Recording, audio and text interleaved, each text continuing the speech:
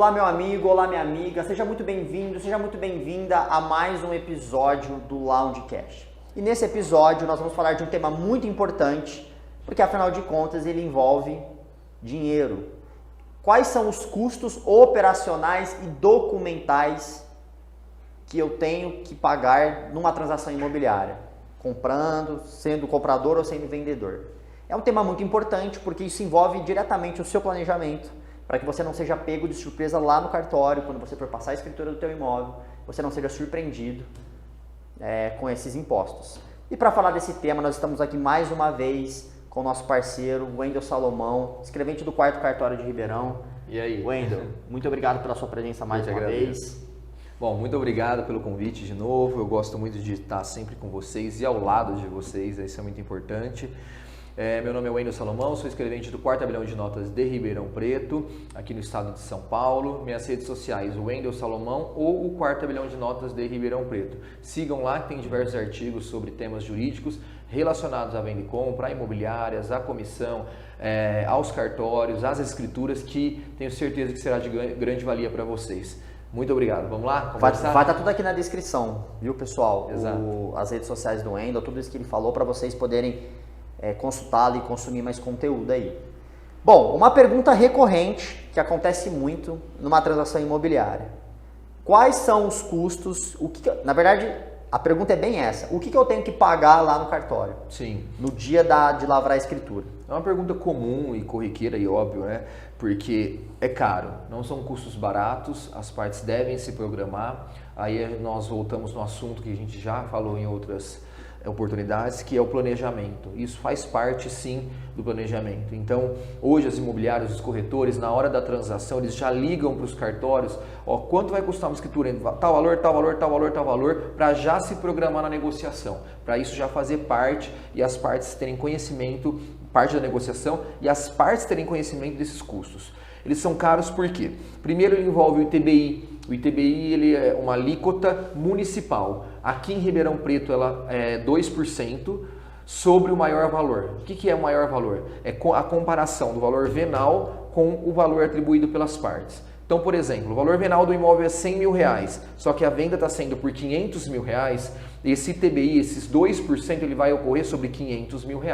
Então, esse é o primeiro imposto, ele muda de município para município. Ele pode chegar até 4%, 6%, dependendo do município. E como que esse município ele faz essa análise? Cada um tem a livre escolha. São Paulo é 3%, Campinas, salvo não me engano, é 3%, e aí tem cidades que é 2%, porém é por avaliação do imóvel. Então existe uma série de regras que vai estar na lei do município. Vamos tratar de Ribeirão Preto com a marca de Ribeirão Preto. 2%, como eu disse, a máxima sobre o maior valor apresentado à prefeitura. Depois desse primeiro imposto, a escritura e o registro. Esses dois valores eles são fixos no estado de São Paulo. Então, qualquer escritura em qualquer cidade do estado de São Paulo, ela vai te custar o mesmo valor. E o registro imobiliário também. Eu posso escolher qualquer cartório para lavrar a escritura, o comprador que determina, e ele pode escolher o que ele se sentir confiável, confiança e gostar e o atendimento e tudo mais, por conta até que o valor é o mesmo. Aonde que altera o valor? Existem faixas de preços. Então, por exemplo, uma escritura de 80 a 100 mil é um valor, 100 a 200 é outro, 200 a 300 é outro e assim por diante. E o mesmo acontece com o registro de imóveis. Porém, o registro de imóveis ele já tem a circunscrição dele. Um imóvel em Ribeirão Preto deve ser registrado em Ribeirão Preto. Um imóvel em São Paulo deve ser registrado em São Paulo. E a escritura? A escritura eu posso fazer em qualquer lugar do Brasil. Então, um exemplo, eu posso lavrar uma escritura de um imóvel no Amapá, aqui em Ribeirão, as partes assinarem, fazerem pagamento, a gente vai pagar o ITBI, pagar as custas da escritura. E o registro eu vou fazer online no Amapá e entregar depois registrado para a parte. Mas eu vou direcionar esse registro online no Amapá, o cartório de registro vai recepcionar, vai fazer o registro, eu vou pagar as taxas para o estado do Amapá, ele vai me devolver registrado e eu vou entregar para as partes. Isso é bacana porque, inclusive, existe essa possibilidade, né? Antigamente não tinha, você tinha que estar no cartório no dia de fazer o registro, né? De lavrar uma escritura. Sim, sim. E hoje a gente vê várias transações, né? Através do e-notariado que a parte não precisa, as partes não precisam estar presentes, né, no mesmo local. Nem no mesmo local, nem no mesmo dia, nem na mesma hora e nem no mesmo cartório. Hoje tem possibilidade, então, de as partes escolherem o cartório e assinarem digitalmente o documento, fazerem o pagamento das custas ao cartório, com TED, cheque, PIX, a forma que isso determinarem. O cartório emite o recibo obrigatoriamente com a descrição do que está sendo pago. E a partir daí o cartório emite a escritura e manda também para o registro de imóveis, aonde ele quiser, tudo isso digitalmente. Por fim, ela fica pronta. Legal. Também eu posso emitir posterior um arquivo digital dela pronta. Então, assim, hoje nós estamos falando de um sistema que é o e-notariado, conhecido mundialmente. Nós somos pioneiros no mundo de cartórios, que são mais de 40 países que têm cartórios no mundo. Nós somos pioneiros nesse sistema, pioneiros nesse desenvolvimento do sistema, tanto que para esse ano eu tenho uma série de palestras que eu vou levar pelo notariado jovem a nível mundial, como está funcionando esse sistema no Brasil, para a aplicabilidade dele em outros países, como Canadá, França, Portugal, Argentina, Paraguai, Uruguai, que são países que todos possuem a mesma estrutura cartorária. Bacana. E eu acho que inclusive vale até um dia a gente fazer um episódio sobre a segurança. Exato. Porque eu acho que muita gente ainda tem um pouco de receio, mas poxa, eu vou fazer a distância, até falar um pouco também de assinatura digital, acho que a gente pode um dia vir falar só disso. É um tema fantástico, sensacional, para as pessoas começarem sim a aprender a entrar nesse mundo. É um mundo que não tem volta. É verdade. Não tem volta. Bom, então, voltando nesse exemplo que você deu inicialmente. Um imóvel de R$500 mil, então que tem um valor venal de, por exemplo, 200 mil, mas o maior valor, o valor acordado entre as partes é de 500 mil, então é sobre esse valor que o ITBI vai ser tributado. Exato. Vamos pegar o caso aqui de Ribeirão Preto para ficar mais fácil. São 2%. Sim, então aí a gente já tem os R$10 mil de ITBI, que tem que pagar no próximo dia útil subsequente à lavratura do ato. Posteriormente eu vou ter a escritura, que aí ela está R$ 4.516,26 na tabela por R$500 mil.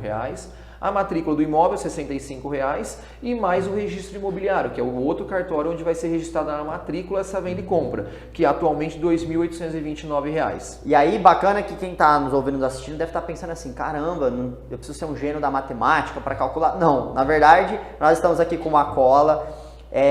Onde você está? O site do cartório, www.tabelião.com.br. Ali tem um cálculo de escrituras. Você coloca o valor que você está imaginando da negociação, da venda e compra, e ali já sai um breve descritivo sobre o valor da escritura, o ITBI, as certidões e o registro. Esse site ele é de Ribeirão Preto, do 4º Tabelião de Notas de Ribeirão Preto. Então essas custas elas são do estado de São Paulo e o ITBI do município de Ribeirão Preto. Então a ressalva grande é, se for o registro em outro estado, esse valor do registro vai mudar. Se o imóvel for em outra cidade, o ITBI ele pode sofrer alterações. Mas com esse site, com esse cálculo, você já consegue ter uma breve noção do início das suas custas. Tá. Beleza, então. Eu vou deixar aqui no link da descrição o link para vocês acessarem, porque às vezes uma consulta rápida, né? Não precisa ficar fazendo muita conta. Exato. Então, os custos que qualquer transação imobiliária, porque nós vamos falar aqui de outros custos que aí são sazonais, né? Não são com todas as transações. Mas de praxe, qualquer transação imobiliária, então os custos são com o ITBI, a escritura, o registro e as certidões. Então são esses 4 custos básicos, iniciais, exato. Temos outros, vamos falar adiante, temos, mas aí são determinadas circunstâncias que vão aparecendo. E esses custos da escritura básicos e iniciais são do comprador. Isso é importante. Isso é uma pergunta recorrente. Sim. Né? Principalmente para quem está vendendo às vezes o primeiro imóvel. Tá bom, Vitor, os custos são esses, são esses 4 impostos. Isso. Mas quem tem que pagar isso? É o comprador. É quem está adquirindo o imóvel. Exato. Tá? Então, se você está vendendo o imóvel, você não precisa se preocupar com esses impostos. Exato. Tá legal? Agora, se você está comprando, então você vai ter, além do custo de aquisição do imóvel, esses custos no cartório, tá? Isso é importante. Esses são custos operacionais e documentais que qualquer transação imobiliária precisa ter. Isso é feito no cartório. Isso. Existem alguns outros custos cartorários em algumas situações específicas? Existe. Então a gente pode já caminhar um pouquinho. Por exemplo, o laudêmio.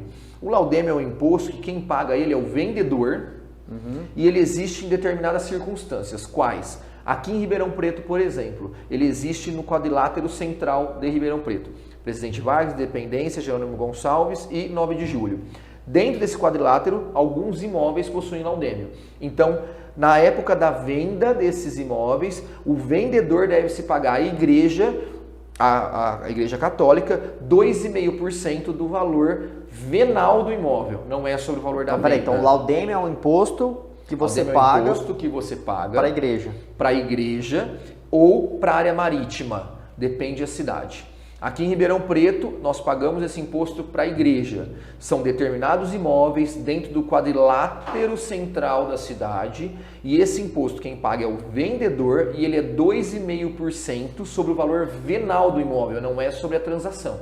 Ah, tá. Certo? Bacana. Então é um e imposto um menor. item importante, só para entender rapidamente a história, porque ela é muito extensa, o que é o laudêmio? O laudêmio foi a troca de áreas que a igreja fez, a permuta que a igreja fez lá atrás, isso antes dos nossos antepassados, entre as cidades, na época das aquisições, de que a igreja forneceria essas áreas desde que todas as transações houvessem um pagamento para a igreja, para a manutenção dela, para os custeios da igreja e tudo mais. Então, por isso que são determinadas áreas, nem todas, mas que sempre estejam envolvidas ou no centro da cidade, quadrilátero central, ou na marinha das cidades. Por exemplo, você vai comprar um imóvel em Santos, no Guarujá, que for frente ao mar da marinha, você deve pagar o laudêmio também. São taxas de custeio de entidades que estão ali há muitos anos em proteção do local, da história do local, do meio ambiente, aí cada imposto vai ter o seu regimento. Então, se você é um cliente vendedor, é sempre bom, né, se informar se você não tem se você não está, se o seu imóvel que você está vendendo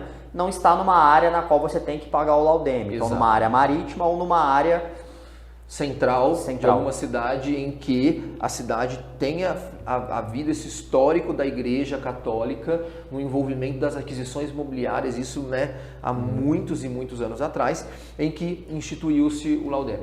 Mas o laudêmio é um imposto que se paga no cartório? Aqui em Ribeirão, cada cidade há um costume. Aqui em Ribeirão, os próprios cartórios recebem e repassam à igreja. E a igreja, ela emite um recibo de quitação. Por quê? Porque eu não consigo registrar o imóvel sem apresentar ao registro de imóveis essa quitação. Entendi. Então, há um controle muito rígido desse imposto. O laudêmio da parte que a gente trata de uma segunda circunstância, que é o marítimo, aí esse tem o órgão específico da Marinha que vai receber esse imposto e também emitir a carta de quitação desse imposto. Mas aí é no cartório também, o cartório repassa? Sim. Normalmente sim, como eu disse, é um imposto que as cidades fazem acordos entre os órgãos. Então normalmente os próprios cartórios preferem... Mais comum é isso? É porque eles preferem coordenar... Que adianta eu ter uma escritura, não ter a quitação desse imposto e eu não vou conseguir registrar. Entendi. Então, para nós é benéfico coordenar o pagamento desse imposto para que agilize a parte a ter a escritura dela registrada. Legal, bacana. Então, todos esses custos que nós estamos falando, os 4 iniciais, então, ITBI, registro, escritura e as certidões, qualquer venda de imóvel, qualquer transação imobiliária, você tem que pagar esse imposto, que é o cliente comprador que paga. Exato. No cartório. Nós temos outros 2 impostos que são circunstanciais, que é o laudêmio, que você paga, o cliente vendedor que paga também no cartório, na grande maioria das vezes. Sim, isso aqui é uma análise mais profunda e o próprio cartório vai alertar as partes. Olha, esse imóvel, infelizmente, deve-se o laudêmio. Bacana. Exato, e a forma de como que vai e tem um outro, que a gente estava conversando nos bastidores, você me falou de um outro, o ITCMD. ITCMD, aí a gente já entra mais a fundo, porque são aquisições que envolvam doações. Ué, mas como que uma venda e compra envolve uma doação? De que forma? Muitas das vezes as famílias já querem fazer as aquisições em nome de menores, de filhos. Só que esses filhos, eles não têm condições de aquisição em imposto de renda. Eles não têm dinheiro no caixa, eles não têm imposto de renda. Eles não trabalharam e conquistaram esse dinheiro para fazer a compra do imóvel. Então a forma com que os pais ou tios ou pessoas envolvidas encontram é doar esse dinheiro para esses menores adquirirem esses imóveis. Então, além desses impostos tradicionais, nós vamos adicionar o ITCMD, que ele é estadual, e aqui no estado de São Paulo ele é 4%, para pagar esse imposto para que esse menor adquira o imóvel. Então é mais um imposto. E aí assim, vai surgindo dependendo da necessidade do cliente, dependendo do que o cliente quer e tudo mais. Mas aí são impostos que isso tudo eles estão encarecendo e aumentando com as decisões do comprador. Então ele não quer comprar só para ele já quer comprar com usufruto, então a escritura é um pouco mais cara, o registro é um pouco mais caro. Além do usufruto, ele envolveu os filhos menores ou até maiores, mas que não tenham imposto de renda envolvido, então eu necessito do ITCMD para complementar essa aquisição. Quanto mais ingrediente põe no bolo aí, mais caro fica. Isso, exatamente. É mais ou menos isso, né? Então, a gente está trazendo essas outras questões aqui, dando uma rápida pincelada, porque muitas vezes você pode ter que pagar esses impostos que são circunstanciais, mas para você não ter a surpresa. Então, sempre vale uma consulta no cartório, sempre vale a pena avaliar tudo isso para não ter surpresas lá na frente. Achar que você tem que pagar só ITBI, registro, matrícula e certidões, e depois você chegar lá, você tem que pagar um laudêmio também, ou um ITCMD. Então, atenção a isso. Mas também, esses são os impostos que eu pago no cartório. No cartório e os básicos de uma transação imobiliária. Agora tem custos que eu tenho fora do cartório, como por exemplo a comissão. A comissão, ou por exemplo, a comissão é um item muito importante, porque em regra, quem vai pagar, quem contratou aquele serviço foi o vendedor. Essa é a regra da legislação. Mas por que eu estou falando de regra? Porque tudo é possível hoje em dia, as partes têm a liberalidade de contratação. Muitas das vezes, para a negociação sair, esse valor também pode ser disposto pelo comprador. E aí é muito importante isso, estar bem descrito entre as partes e bem seguro entre as partes, porque já houve questionamentos, já houve discussões de quem vai pagar o quê, e nesse momento de pagamento ele pode ser, inclusive, para garantia dos corretores das imobiliárias serem citados na escritura pública. Wendel, mas colocar comissão na escritura pública, sim, é possível. É possível, é uma situação legal e que garante as partes e o corretor. Wendel, mas na escritura, que forma que você pode citar isso? Existem duas formas. Eu posso até falar de valores na escritura pública desse corretor que vai receber ou não, ou só falar da responsabilidade. As partes declaram que o vendedor ou o comprador fica responsável pelo pagamento da comissão junto ao imobiliário ou corretor tal. Ponto. Não envolver valor, não envolver, só dizer a responsabilidade. É a primeira forma. E a segunda é envolver valor. Olha, o valor da venda e compra é 500, 110 mil de corretagem para tal, o restante na conta tal do vendedor e discriminar esses valores também. As duas possibilidades são possíveis. As imobiliárias têm já feito essa prática mais comum disso por segurança jurídica de todos os envolvidos. Tá? Então é uma terceira e importantíssima coisa a ser falada, é a comissão. Primeiro, o importante do pagamento dela, a análise jurídica, a diligência dos corretores, o trabalho deles, mas também a segurança deles e das partes de que houve esse pagamento e quem foi que pagou isso para deixar ali já quitado e resolvido e não ser futuramente ou cobrado ou futuramente questionado, pelo menos ali já está sacramentado. Bacana. Então, de praxe, a única conta, vamos chamar assim, que o vendedor tem que pagar na transação imobiliária é a comissão do corretor. A comissão ou laudêmio. Ou laudêmio. Quando houver. Ou laudêmio, perfeito. Então acho que ficou bem claro. Eu acho que encerramos aqui um portfólio por cima, óbvio, porque existem legislações, mas de uma forma em que vocês possam compreender rapidamente esse assunto. Porque isso é muito importante. A gente tratou, por exemplo, do lucro imobiliário em outros episódios. Isso é muito importante, porque quando você vende um imóvel, você vai ter então um custo com o lucro imobiliário. Sim, o vendedor, né? Talvez, pode ser que tenha um custo com o lucro imobiliário, não são todos os casos. Mas você pode ter um custo com lucro imobiliário, o custo com corretagem. E muitas vezes você não tá, poxa, eu vou vender o meu imóvel por 500 mil reais e vou comprar um outro imóvel com esse dinheiro. E às vezes é importante saber que você também, cliente vendedor, também tem alguns custos com a venda do imóvel, e é interessante você se programar com isso. Perfeito. Então, Wendel, muito obrigado por mais uma vez trazer um tema tão complexo, de uma forma tão simples. Extremamente feliz e agradecido. Muito obrigado. Se vê em breve. Aguardem os próximos episódios. Um abraço e até logo. Valeu.